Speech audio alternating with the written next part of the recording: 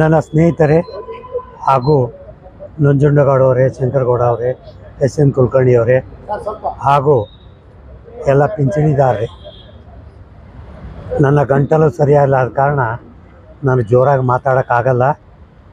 ಈ ಡೆಲ್ಲಿಗೆ ಹೋಗಿ ಬಂದಮೇಲೆ ಈ 2 ತಿಂಗಳಲ್ಲಿ ನನ್ನ ಗಂಟ್ಲೇನ ಕಳ್ಕೊಂಬಿಟ್ಟೆ.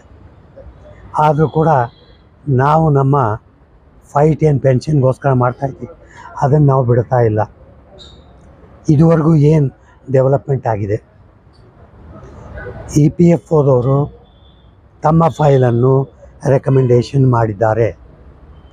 ಆ ಫೈಲು ಲೇಬರ್ ಡಿಪಾರ್ಟ್ಮೆಂಟ್ನಲ್ಲಿದೆ. ಲೇಬರ್ ಡಿಪಾರ್ಟ್ಮೆಂಟು ಸೈನ್ ಮಾಡದೆ ಅಲ್ಲೇ ಇಟ್ಕೊಂಡಿದ್ದಾರೆ. ಅದಕ್ಕೋಸ್ಕರ ನಮ್ಮ ಸೆಂಟ್ರಲ್ ಟೀಮು ಡೆಲ್ಲಿನಲ್ಲೇ ವಾಸವಾಗಿದ್ದು ಪ್ರಯತ್ನ ಮಾಡ್ತಾಯಿದ್ದಾರೆ. ಕೊನೆಯದಾಗಿ ನಾವು 30ನೇ ತಾರೀಕು ಇನ್ನೊಂದು ದೊಡ್ಡ ಸಭೆಯನ್ನು ಡೆಲ್ಲಿನಲ್ಲಿ ಕರೆದಿದ್ದೀವಿ. ಅದಕ್ಕೆ ನಾವು ಕೂಡ ಡೆಲ್ಲಿಗೆ ಹೋಗ್ತಾಯಿದ್ದೀವಿ. ಈ ಕೋಡ್ ಆಫ್ ಕಂಡಕ್ಟಿಗೆ ನಮ್ಮ ಪೆನ್ಷನ್ಗೆ ಏನೂ ಸಂಬಂಧ ಇಲ್ಲ.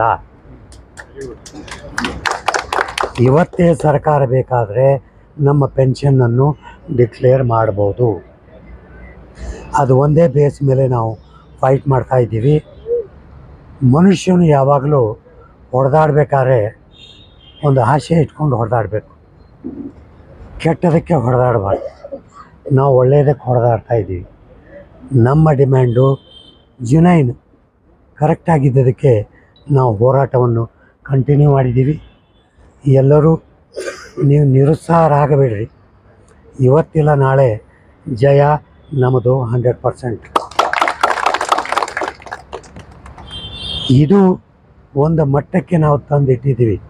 ಇಲ್ಲಿವರೆಗೂ ಈ ಮಟ್ಟಕ್ಕೆ ನಮ್ಮ ಪೆನ್ಷನ್ ಸಾಲ್ವ್ ಆಗೋದು ಬಂದಿರಲೇ ಇಲ್ಲ. ನಾನು ಹೇಳ್ತಾ ಇರೋದು ಈ ಮಿನಿಮಮ್ ಪೆನ್ಷನ್ ಬಗ್ಗೆ 7,500 ಪ್ಲಸ್ DA.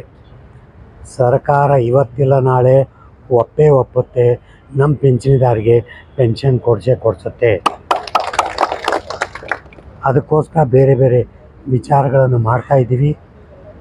ಯಾವ ಥರ ನಾವು ಎಲೆಕ್ಷನ್ ಫೇಸ್ ಮಾಡಬೇಕು, ಯಾವ ಥರ ಈ ಕ್ಯಾಂಡಿಡೇಟ್ಗೆ ನಾವು ಆನ್ಸರ್ ಮಾಡಬೇಕು, ಅದು ಕೂಡ 30ನೇ ತಾರೀಕು ಡಿಸ್ಕಷನ್ ಆದಮೇಲೆ ನಿಮಗೆಲ್ಲರಿಗೂ ಮಾಹಿತಿಯನ್ನು ಕೊಟ್ಟು ಆ ಥರ ನಮ್ಮ ಸೆಂಟ್ರಲ್ ಕಮಿಟಿ ಹೆಂಗೆ ಹೇಳುತ್ತೋ ಹಾಗೆ ನಾವು ಮುಂದಾಲೋಚನೆ ಮಾಡಿ ಪೆನ್ಷನ್ ತಗೊಳ್ಳೋದೇ ಒಂದು ವಿಚಾರವನ್ನು ಇಟ್ಟುಕೊಂಡು ನಾವು ಕಾರ್ಯಕ್ರಮಗಳನ್ನು ಮುಂದೆ ಮಾಡೋಣ.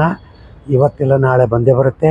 ಹಾಗೂ ಮುಂದೆ ನಮ್ಮ ನಂಜುಂಡೇಗೌಡರು, ಶಂಕರಗೌಡರು, ಕುಲಕರ್ಣಿಯವರು ಇದರ ಬಗ್ಗೆ ಹೇಳ್ತಾರೆ. ಧನ್ಯವಾದಗಳು. ನಮಸ್ಕಾರ.